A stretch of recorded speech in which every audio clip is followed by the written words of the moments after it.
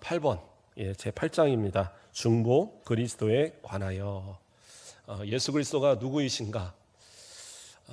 우리가 예수님을 누구보다도 잘 안다고 생각하지만 예수님이 누구십니까? 라고 물어볼 때에 무엇이라 대답할까? 좀 이렇게 잘 기억이 되지 않는 그런 부분도 있을 것 같아요. 제가 고등학교 때 서클에 이제 들어갔어요. 이제 동아리에 들어가서 이제 찬양하는 동아리였는데 누가 길거리에서 뭐 어쩌다가 그러더라고요. 너 그 누구 아니? 그러더라고요. 그러니까 제가 고등학교 1학년 때 고등학교 3학년 형을 얘기하더라고요. 그래서 안다고, 우리 선배라고 그렇게 대답을 했어요. 그리고 이제 우리 그 동아리에 모였을 때 그 선배한테 누가 선배 아냐고 그래서 아냐고 그래서 우리 선배라고 얘기했다고 그랬더니 농담으로 저한테 그런 거예요. 네가 나를 알아? 그러더라고요. 생각해 보니까 이름 외에는 몰랐어요. 이름 외에는 몇 학년 몇 반이 3학년인 걸 알지만 몇 반인지도 모르고 뭐 어디 사는지도 모르고 아무것도 모르더라고요. 생각해 보니까 그냥 안다는 것이 그냥 우리 선배다라는 거 외에는. 그런데 어떻게 보면 예수님을 안다라고 말하면서도 우리도 혹시 그렇게 말하고 있지 않는가? 하나님을 안다, 예수님을 안다 말하면서도 그냥 막연하게 저는 알아요, 저는 믿어요 그러는데 그 예수님이 어떠한 역할을 하시는지 그거에 대해서는 잘 모르는 경우들이 있지 않는가. 그래서 오늘 이 말씀들도 참 우리에게 중요하다. 조금은 어려울 수 있는데요. 이 양이 너무 많아서 어차피 오늘은 다 못할 것 같고 하는 데까지 하다가 끊고 다음 주에 이어서 하고 또 다음 주에 못하면 그 다음까지 해서 잘하면 다음 주까지 끝나고 아니면 한 3주 갈 것 같아요. 너무 이렇게 급하지 않게 좀 예수님에 대해서는 조금 더 자세하게 우리가 좀 한번 살펴보는 시간이 되기를 바랍니다. 1번 부분을 제가 읽어드리겠습니다. 하나님은 그의 영원한 경영에서 그의 독생자 주 예수를 하나님과 사람 사이의 중보, 선지자, 제사장, 왕, 또 그의 교회의 머리와 구주, 만유의 후사, 세계의 심판주로 택하시고 임명하시기를 기뻐하셨다. 그에게 하나님은 영원부터 한 백성을 그의 씨로 주셔서 때가 되면 그로 말미암아 구속받고 칭의되고 성화되고 영화되게 하셨다. 아멘. 이 말씀을 우리가 이제 좀 이해하는 것이 조금 복잡할 것 같아요. 이 1번만 이해를 하면 나머지들은 이제 이거와 또 약간 파생되는 이야기라서. 자, 하나님께서는 그 영원한 경영 안에서 그의 독생자 주 예수 그리스도를 하나님과 사람의 중보가 되게 하셨다라는 거예요. 첫 번째는 하나님의 독생자. 그러니까 우리는 독생자라고 얘기를 하니까 자꾸 이제 시간적 개념에서 이해하는 면이 있어요. 그래서 하나님께서 예수님을 낳으셨으니까 예수님은 하나님 다음, 하나님인 아버지, 예수님은 아들이니까 낳으신 관계니까 그 다음, 이렇게 생각을 하거든요. 그게 아니에요. 하나님은 성자 하나님으로서, 삼위일체 하나님으로서 존재하실 태초부터 아버지와 아들로 존재하신 거예요. 그래서 아버지와 아들로 존재하시고 예수님이 하나님을 아버지라고 말씀하시고 하나님께서 예수님을 내가 너를 낳았다라고 얘기를 하시고 그러한 어떤 관계 속에서의 이해지 이것이 시간적인 흐름의 개념은 아니에요. 제가 여러 번 얘기 드렸지만 시간은 하나님의 창조물입니다. 그래서 우리가 지금 창조되어진 어떤 시간의 개념은 우리의 그런 개념 안에서 이해되는 그런 것일 뿐이지 하나님이 생각하시는 또 하나님의 어떤 그런 영원 안에서의 개념은 시간의 개념으로 이렇게 설명할 수 있는 부분이 아니다라는 거예요. 자, 어쨌든 그래서 독생자라는 의미는 독특하신 분이라는 거예요. 하나님의 자녀에서 그 하나님의 자녀 되신 유일하신 독특하신 아들이시라는 의미로서 독생자라는 거지 그냥 하나의 개념에서 그 순서의 개념의 독생자는 아니다라는 거예요. 그 이해를 먼저 선 이해로 가지시고 자, 독생자이신 예수 그리스도를 어떻게 해요? 하나님과 사람 사이의 중보로 세우셨어요. 그러니까 이 중보란 개념을 우리가 좀 이해를 해야 합니다. 중보라는 말은 중재자라는 얘기죠. 중재자는 어떠한 중재가 이루어집니까? 보통 우리가 중재자라고 말할 때는 어떤 다툼이 일어나죠. 전쟁이 있거나 다툼이 있을 때에 둘을 화해시키는 관계, 그러한 역할을 하는 사람이 중재자입니다. 또는 힘센 사람과 약한 사람이 있을 때 그 약한 사람을 대변해서 그 어떤 그 불이익을 갖지 않도록 중간에 역할을 하는 사람들이 또 중재자예요. 또 중재자는 어떠한 사람입니까? 또 어떤 이해관계가 있을 때 서로가 그런 공인중개사 이런 거 있잖아요. 그렇죠. 땅을 사고 팔거나 하거나 이랬을 때 그 중간에 역할을 하는 사람을 중재자라 얘기합니다. 그러니까 중보라는 의미는 그런 의미인데, 그러나 이 중보가 하나님과 우리의 사이에 이렇게 연결될 때는 단순하게 그냥 그러한 중재의 역할만을 중재자라고 이야기하는 것은 아니라는 거예요.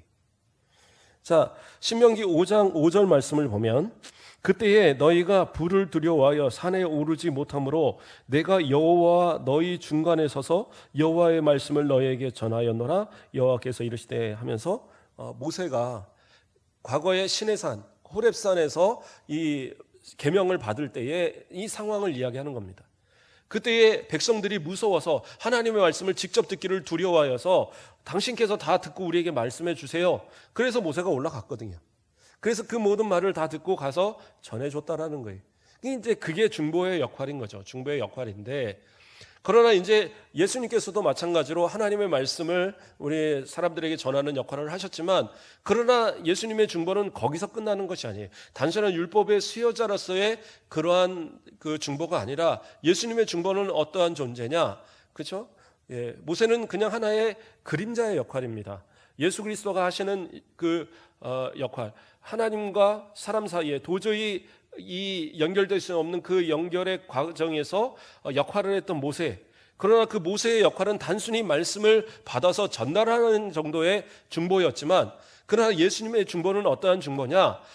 완전히 죄로 인해서 깨어졌던 관계를 회복시키시는, 화목해 하시는, 평화의 관계를 갖게 하시는 그러한 역할의 중보자가 예수 그리스도시라는 거예요.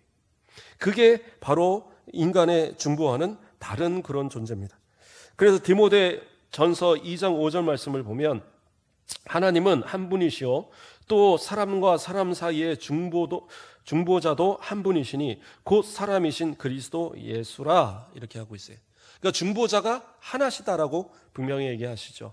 하나님과 사람 사이에서 참된 중보자는 예수 그리스도 외에는 없어요.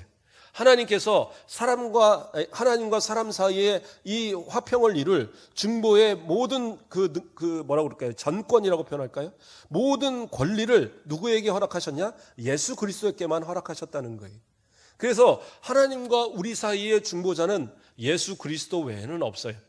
그래서 우리가 중보란 말을 상당히 많이 쓰기는 하는데, 이게 그냥 관용적으로 쓰여오니까 그렇게 쓸 뿐이지, 사실은 이 부분에 있어서 우리는 좀 주의할 필요가 있습니다.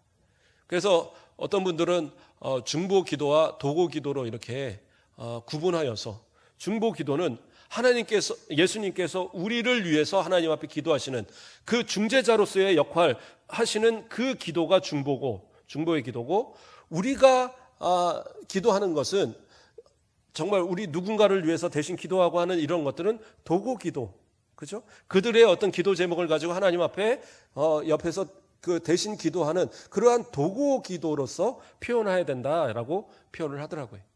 물론 우리가 중보라고 했을 때 예수님이 하신 것처럼 중간에서 내가 이 기도를 하나님 앞에 기도하면 내가 이렇게 중보를 해야지 하나님이 더 기도를 잘 들으시고, 이런 의미는 분명히 아닐 거예요. 그러나 분명히 성경이 말하는 중보의 개념은 예수 그리스도 외에는 사실은 쓰여지는 것이 아니다. 그것을 이해하고 우리가 중보라는 단어를 쓴다 할지라도 그것이 의미상으로 예수님의 중보와는 구별된 중보다. 그러니까 할 수 있으면 도고라는 이름을 써도 좋고요. 그래서 구별되어져야 된다는 것을 좀 상식적으로 이해하면 좋을 것 같습니다. 자, 그렇다면 예수님의 중보자로서의 사역, 그 사역에 대해서 이제 쭉 이야기를 하는 겁니다. 중보, 선지자, 제사장, 왕, 또 그의 교회의 머리와 구주 이렇게 쭉 나오는데, 이것을 이제 조금 구분하면서 한번 설명을 해보겠습니다. 자, 먼저는 예수님께서 하나님과의 관계 속에서의 중보, 어떠한 역할인가, 그 부분을 한번 생각해 보겠는데요.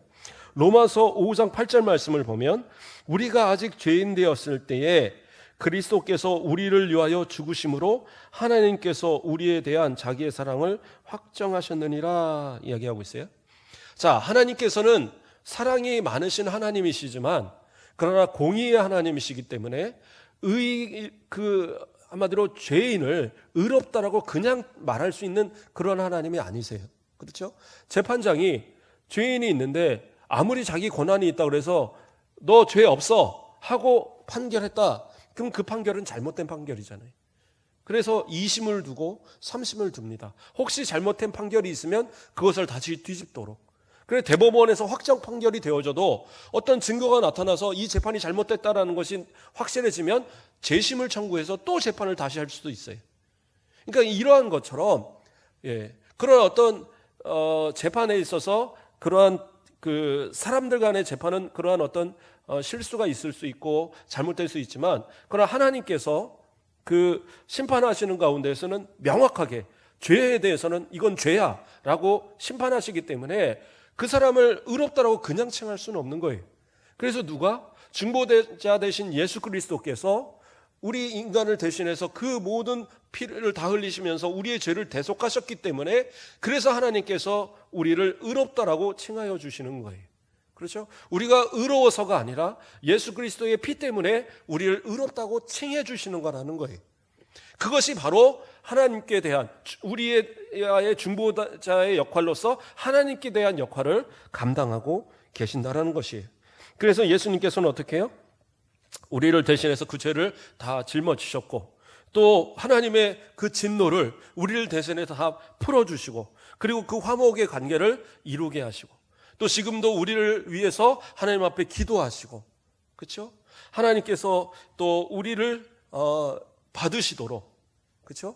하나님께서 우리를 받으시도록 그렇게 모든 역사를 다 감당하시고 우리로 하나님께 그러한 그 받으시는 삶을 살도록 우리에게 가르쳐 주시고 그러한 모든 사역을 누가 감당하시냐? 예수님께서 감당하셨다라는 거예요.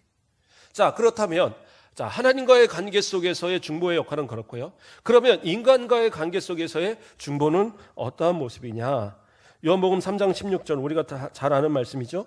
하나님이 세상을 이처럼 사랑하사 독생자를 주셨으니 이는 그를 믿는 자마다 멸망하지 않고 영생을 얻게 하려 하심이라. 자, 예수님께서 본인 그 중보자 되셨어요. 그 중보자 되신 예수님을 통하여서 하나님과의 화목을 이루게 하시기 위한 그러한 조건이라고 표현할까요? 예수님께서 우리에게 요구하시는 것은 어떤 것이냐? 예수님에 대한 믿음이에요. 믿음이 있으면 우리는 하나님과의 그 화목이 분명히 우리에게 적용이 됩니다. 그러나 믿음이 없이는 하나님께서 아무리 예수 그리스도를 우리에게 주셨고 예수님이 우리를 위해서 십자가를 지셨다 할지라도 우리는 구원받을 수 있는 자격이 있는 그런 존재가 아니다라는 거예요. 그래서 예수 그리스도를 믿음을 통해서 예수님께서 우리의 믿음을 하나님 앞에 그렇죠? 보여주시고 그 우리로 하나님 앞에 의롭다고 칭함받을 수 있도록 우리의 모든 죄를 다 대속하시는 그 은혜를 우리에게 주셨다라는 사실이에요. 자, 그러한 그 사실로 인해서 예수님께서는 어떻게 해요? 우리를 보호하시고, 그렇죠? 모든 죄 가운데 보호하시고, 또 그런 어떤 모든 우리를 넘어뜨려서 저 세상으로 멸망 가운데 함께 멸망하도록 하는 그러한 모든 일에서 우리를 막아주시는 그런 제어하시는 역할도 하시고, 또 나아가서는 어떻게 해요? 우리의 구원이 그냥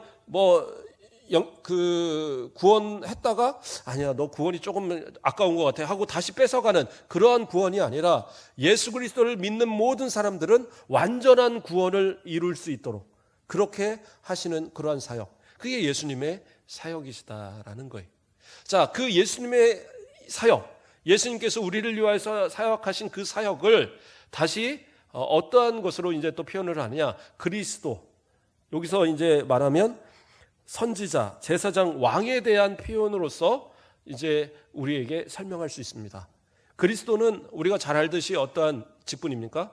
그리스도의 삼중직이라 해서 왕과 제사장과 선지자, 각각의 그러한 어떤 직분을 다 예수님이 성취하고 계시는 것으로 우리는 이해합니다.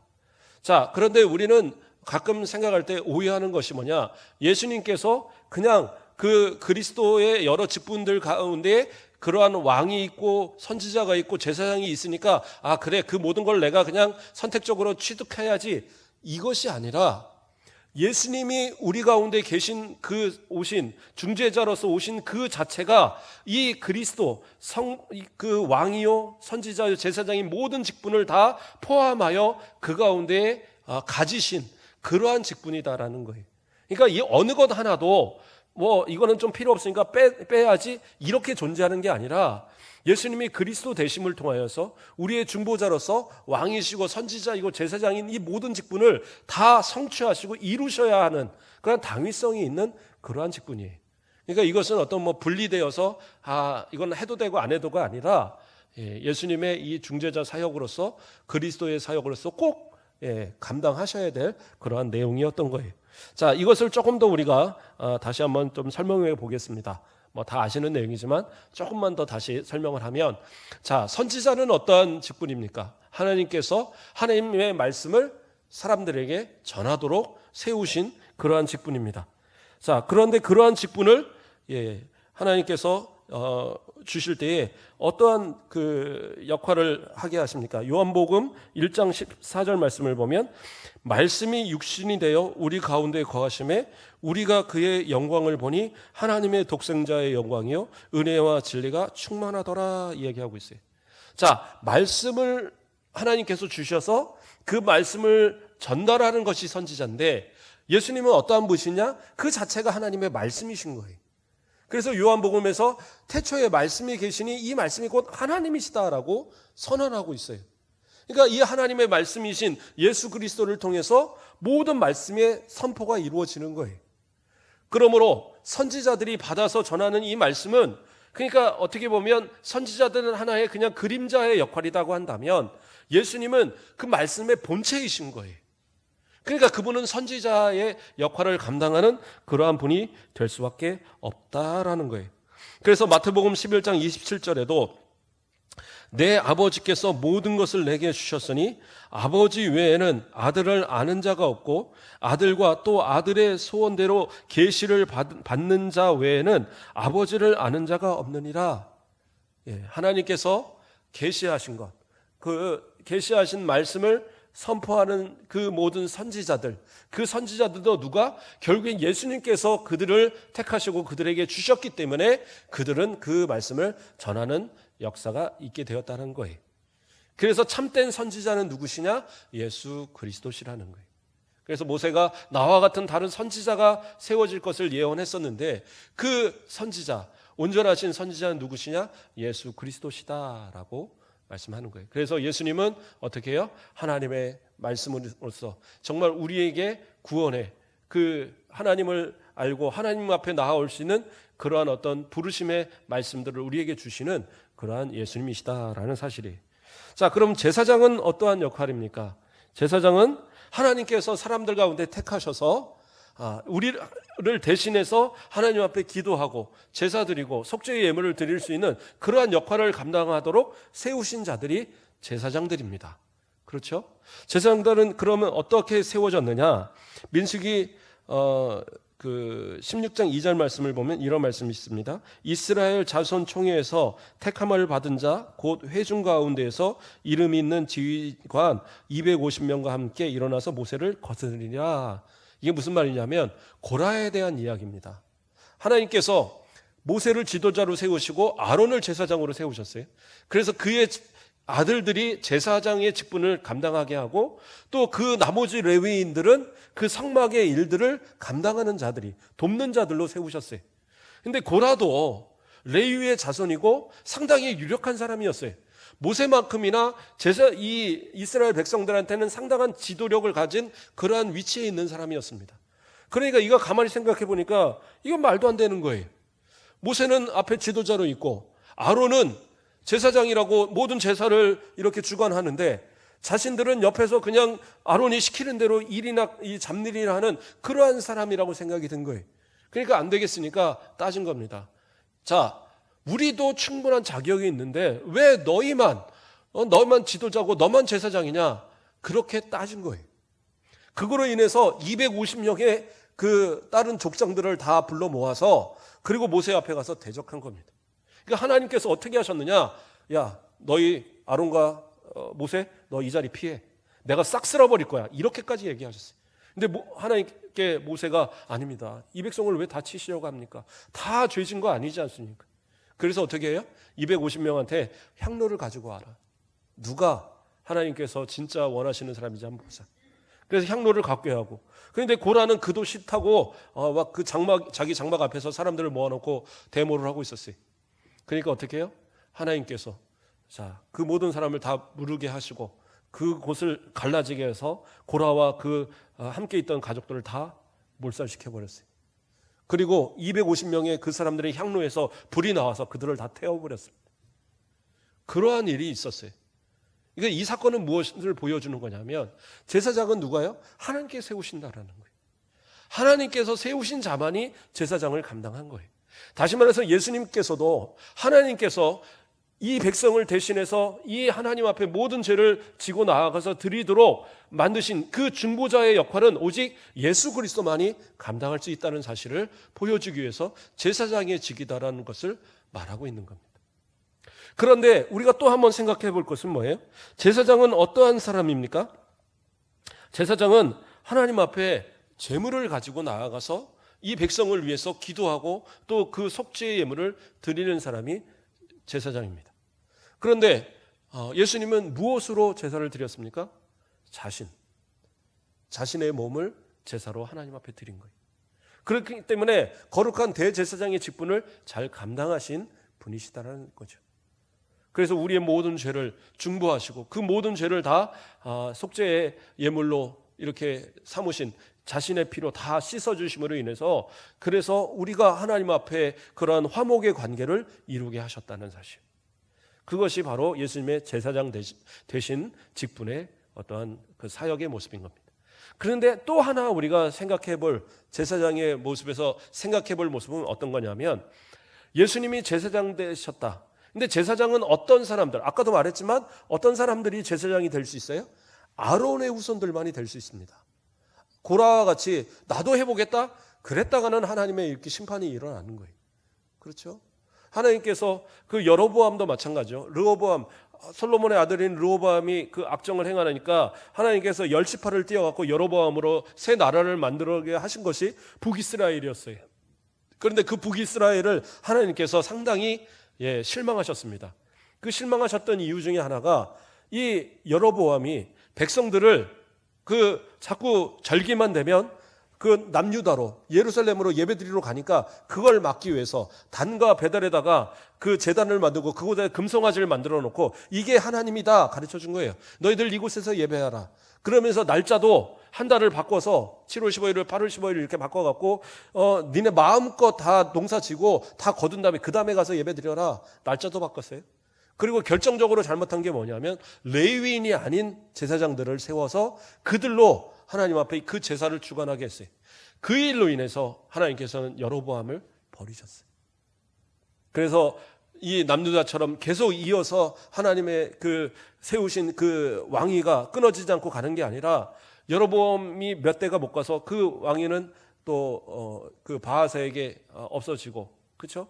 그러면서 계속 이것이 없어지지 않음으로써 왕가들이 2, 3대 길게는 한 4, 5대 안에서 다 끊어지고 새로운 왕조가 계속 일어나는 것이 북이스라엘의 모습이었다는 거예요. 하나님은 그러한 어떤 혈통적인 어떤 그러한 이 제사장의 직을 상당히 중요하게 여기셨거든요. 그런데 예수님은 그래요. 예수님이 성령으로 잉태되긴 하셨지만 요셉의 어떤 지파 아래, 요셉이 속한 지파 아래 있다 그러면 어떠한 이 후손 안에 들어가 있습니까? 유다 지파잖아요. 그러니까 유다 지파는 아무리 걸러봐야 제사장이 될 수 있는 지파가 절대 아니에요. 왕이 나온 지파일 뿐이지. 그렇죠? 베냐민 지파였던 사울 왕도 자기가 그 사무엘을 대신해서 제사를 드렸다가 어떻게 됐어요? 그것 때문에 버림받았잖아요. 그랬다면 예수님이 어떻게 제사장이 될 수 있느냐? 그래서 히브리서에 있는 말씀이 상당히 중요합니다. 히브리서에서는 뭐라고 얘기를 합니까? 히브리서 5절에서 6절 말씀, 또한 이와 같이 그리스도께서 대제사장 되심도 스스로 영광을 취하심이 아니요 오직 말씀하신 이가 그에게 이르시되 너는 내 아들이니 내가 오늘 너를 낳았다 하셨고, 또한 이와 같이 다른 데서 말씀하시되 내가 영원히 멜기세덱의 반차를 따르는 제사장이라 하셨으니. 그래서 영원히 멜기세덱의 따른 이 반차에 따르는 제사장이 되었다라는 말씀은 시편 110편의 4절에 나오는 말씀이에요. 다윗의 시 가운데. 그래서 이 시는 메시아의 예언의 시로 우리가 보통 분류를 하는데, 이 말씀의 성취를 누가 하신 거냐? 예수 그리스도께서 하셨다라는 거예요. 그래서 예수 그리스도는 멜기세덱의 반차를 따랐어요. 멜기세덱은 어떠한 사람이었습니까? 아브라함이 롯을 위해서 가서 전쟁하고 그 모든 얻었던 노략물의 그 탈취물의 10분의 1을 영원한 대제사장인 살렘왕 멜기세덱에게 그것을 바쳤다라고 나와요. 그러니까 그것을 받은 이 사람은 누구예요? 대제사장이라고 성경은 분명하게 가르치고 창세기부터 기록되어 있는 이야기. 그러면 그 역할을 감당한 제사장은 어디서 나타난 겁니까?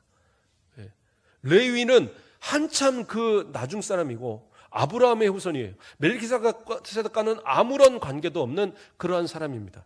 그런데 그는 어떻게 했어요? 영원한 대제사장으로 있던 사람이었단 말이에요. 그 대제사장의 그 반차를 쫓아서 되어진 영원한 대제사장이 누구예요? 바로 예수 그리스도라고 그렇게 설명하고 있는 겁니다. 그래서 예수 그리스도는 그 멜기세덱의 반차를 따라서 되어진 그 제사장이기 때문에 그 대제사장의 직분으로서 자신의 몸을 속죄의 예물로, 화목의 제물로 삼아서 하나님 앞에 드려져서 하나님과 우리 사이의 화목을 이루신 제사장의 역할을 감당하셨다라는 거예요. 자, 뭐 다 아는 얘기지만 조금 나누어서 설명을 했습니다. 자, 그렇다면 이제 왕은 어떠한 모습이냐? 그렇죠? 왕이신 예수님, 우리를 우리와 하나님 사이에서 중보자로서 왕의 역할은 어떻게 감당하셨느냐?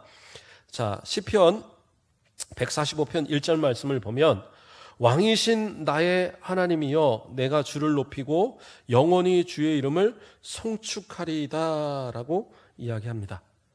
자, 다윗은 자신이 왕으로 세워졌지만 한 번도 자신이 왕이다라는 생각을 가진 사람은 아니었습니다. 그래서 하나님을 항상 왕으로 높여드렸어요. 다시 말해서 왕은 어떠한 사람이에요? 자신이 스스로 되어진 것이 왕이 아니라 하나님께서 세워주신 자가 왕인 거예요. 그래서 예수님도 마찬가지로 하나님께서 세워주셔서 왕이 되신 거예요. 그 이야기를 우리가 읽었던 처음의 부분에서 뭐라고 표현을 합니까? 제사장 뒤로 가서 왕 다음에 뭐라고 표현합니까? 또 그의 교회의 머리, 그리고 구주, 만유의 후사, 세계의 심판주 이렇게 나오거든요. 이게 다 왕의 역할로서 감당하는 부분을 설명하고 있는 거예요. 자, 교회의 머리가 되셨어요. 뭡니까? 그렇죠. 우리의 교회는 예수 그리스도의 각각의 몸이고 지체들이에요. 그래서 우리는 다 그 지체라고 그러잖아요. 그래서 그 지체의 머리가 되신 분이 누구냐? 예수 그리스도시라는 거예요. 그래서 그 교회의 머리가 되게 하신 분은 누구냐? 하나님께서 이 왕으로서 이 역할을 감당하도록 세워주셨다는 거예요. 또 하나님께서는 어떻게 해요? 예수님을 만유의 후사로 삼으셨어요. 뭐예요? 만유의 산속자로, 다시 말해서 만유의 주로 세워주셨어요. 그래서 모든 만물의 주가 원래 하나님이시잖아요. 그래서 주 하나님 부르는데 모든 만물을 하나님 앞에 그 권리를 주셨기 때문에, 그 권한을 주셨기 때문에, 예수님께 권한을 주셨기 때문에 우리도 예수님을 주 예수 그리스도라고 부르는 겁니다. 그래서 모든 만물의 권한이 누구한테 있어요? 예수님 앞에 있다라는 사실이에요. 그래서 성경은 뭐라고 얘기를 합니까? 그 요한복음 17장 6절 말씀을 보면 세상 중에서 내게 주신 사람들에게 내가 아버지의 이름을 나타내나이다. 그들은 아버지의 것이었는데 내게 주셨으며 그들은 아버지의 말씀을 지켰나이다 하면서 이 모든 만물과 더불어서 우리 하나님의 택하신 자들, 택하신 백성들을 누구에게 주셨어요? 그 모든 권리를 예수님에게 주셨다라고 예수님께서 스스로 이야기하고 계신 거예요. 그래서 이 만왕의 왕으로서 모든 우주의, 전 우주의 그 소유주의 개념이죠. 모든 주가 되시고 왕이 되신 그 분으로서 예수님이 바로 왕이시다라는 거예요. 그 왕의 역할을 통해서 하나님은 우리를 다스리고 우리를 보호하시고 우리를 지키시고, 예수님께서는 우리를 지키시고 보호하시고 다스리심을 통하여서 우리로 하나님 앞에 나아갈 수 있도록, 예수님을 통하여서 하나님과의 그 화목의 관계가 회복되어지도록 그렇게 역사하시는 역할을 감당하고 계신다라는 거예요. 그래서 예수님은 우리의 중보자로서 왕이시고 제사장이고 선지자인 모든 역할을 다 감당하시고, 그것을 통해서 예수의 이름을 믿는 모든 사람은 다 구원의 백성이 되도록 그렇게 이끌어주시는 유일한 중보자가 되셨다라는 사실을 오늘 이야기를 통해서 설명하고 있다는 겁니다.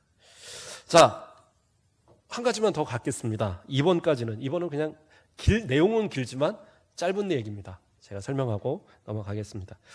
2번을 보면 삼위일체의 제2위이신 하나님의 아들은 참되시고 영원하신 하나님이어서 성부와 한 실체이시며 동등하시나 때가 참에 스스로 사람의 성질을 취하시되 그것에 속하는 모든 본질적 고유성과 공통적 언약을 함께 취하셨으되 죄는 없으시니 그는 성령의 권능에 의하여 동정녀 마리아의 몸에 잉태되어 신성과 인성이 변질, 합성, 혼합 없이 한 위에 분리될 수 없이 결합되었다.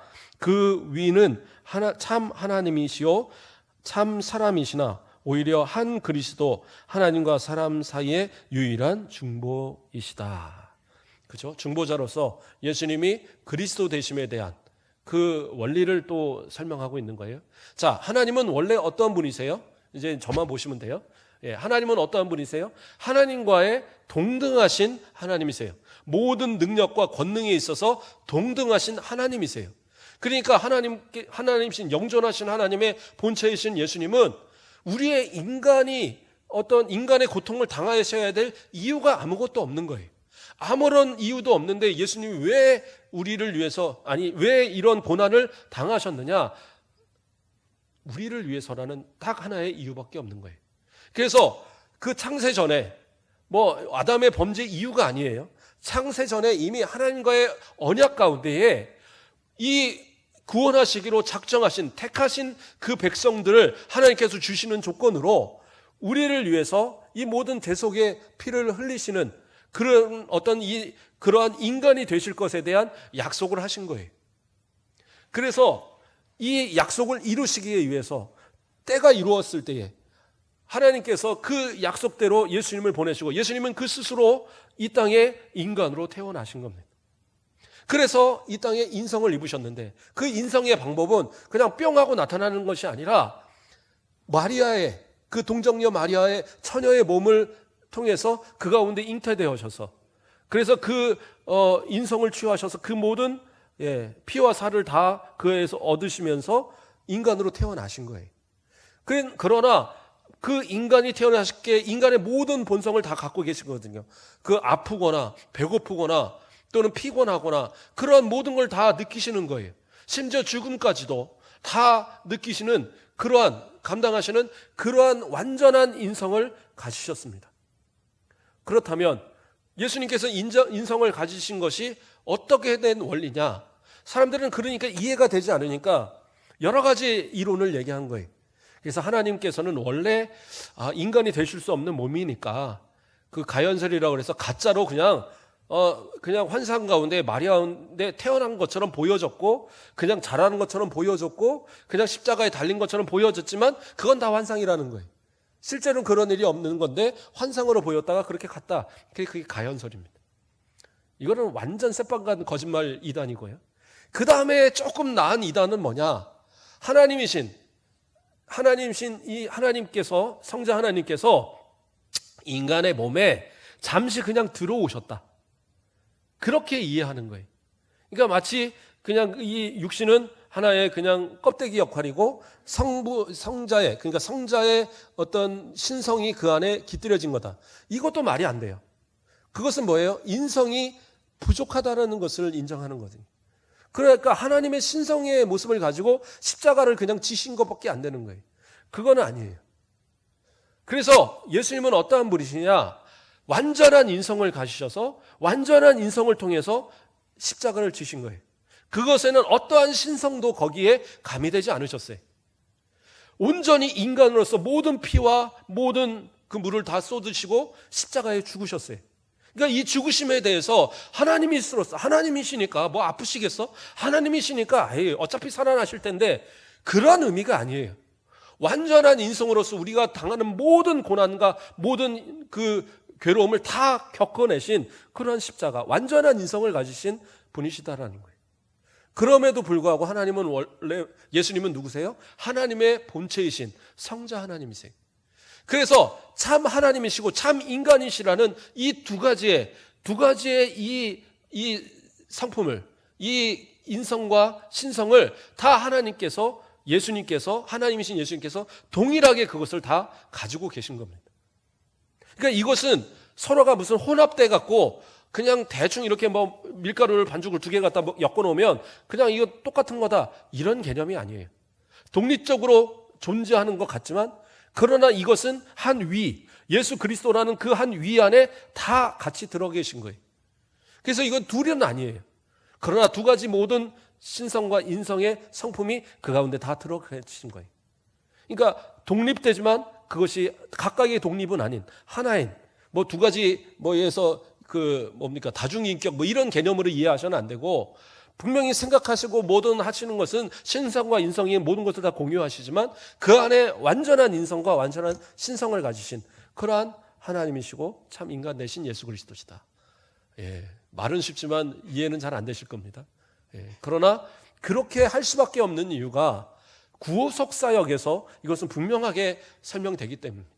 그래서 많은 그 교부들이, 신약시대 교부들이 이것을 결국에는 칼케톤 회의나 이런 데서 확실하게 이것을 인정했고, 아타나시우스의 뭐 신경 같은 데서도 분명하게 성부와 이 신성과 인성이 확실하게 그 각각의 분리되어지지만 그러나 그것이 이 그리스도의 인성 가운데 온전히 하나로서 계신다라는 사실을 분명하게 설명하고 있거든요. 왜요? 이것이 구원과 관계돼서 우리가 예수 그리스도를 믿음으로써 구원받는데, 그 예수님이 신성만을 가셨다면 우리를 위해서 지신 십자가가 아무 의미가 없는 거예요. 또한 인성만을 가지셨다면 그 흘리신 피가 우리 모든 사람들의 죄를 감당할 만한 그러한 것이 될 수가 없어요. 그래서 신성과 인성을 통해서 이 십자가가 지어졌을 때에 그 피의 공로가 우리 모두에게 다 적용될 수 있는 겁니다. 그래서 이것은 원리상의 개념이다 보니까 머리로는 이해되지 않으더라도 믿음으로 받아들여야 될 그러한 부분입니다. 자, 이렇게 해서 쭉 설명을 좀 했고요. 1번과 2번까지만 설명을 드렸습니다. 나머지는 다음 주에 좀 살펴보겠고요. 여전히 예수님께서는 우리의 중보자 되십니다. 지금도 우리를 위해서 하늘에서 기도하고 계시고, 또 그의 흘리신 피로 인해서 여전히 우리는 예수를 믿으면 구원을 받습니다. 결코 의심할 필요도 없고, 내 노력의 부족함을 가지고 한탄할 이유도 없어요. 내 노력 갖고는 누구도 구원 못 받아요. 오직 중보자이신 예수 그리스도의 피 흘리심을, 그 공로를 믿는 자는 어떠한 상황에서도 구원받습니다. 그러니까 끝까지 주님과 동행하시고 중보자이신 예수 그리스도를 믿음으로 승리하시는 저와 여러분의 삶 되시길 주님의 이름으로 축복합니다. 기도하겠습니다.